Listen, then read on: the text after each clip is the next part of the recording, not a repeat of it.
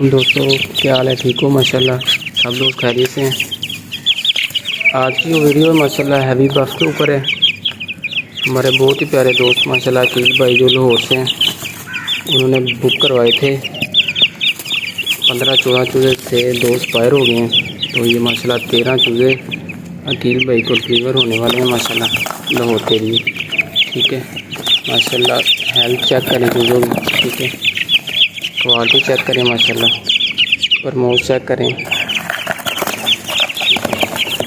ये तीनों कलर हैं, ब्लू, ब्लैक और वाइट। ठीक है माशाल्लाह।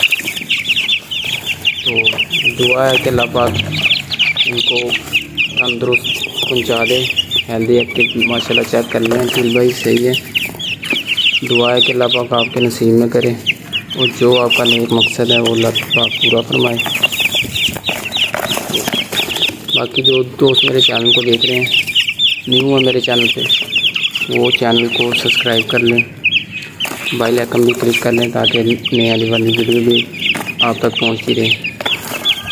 ठीक है माशाल्लाह। और भाई जिसको चाहिए हो तो वो मेरे से व्हाट्सएप पे रब्ता करके 0302752135 पर रब्ता करके अपने चूज़े बाय कर सकता है माशाल्लाह। ठीक है जी अकील भाई, दुआ है कि अल्लाह पाक आपके नसीब में करे। ये पार्सल आपका रेडी है माशाल्लाह, अभी कार बुक करवाएंगे। ठीक है, जज़ाकल्लाह जी, अस्सलाम वालेकुम।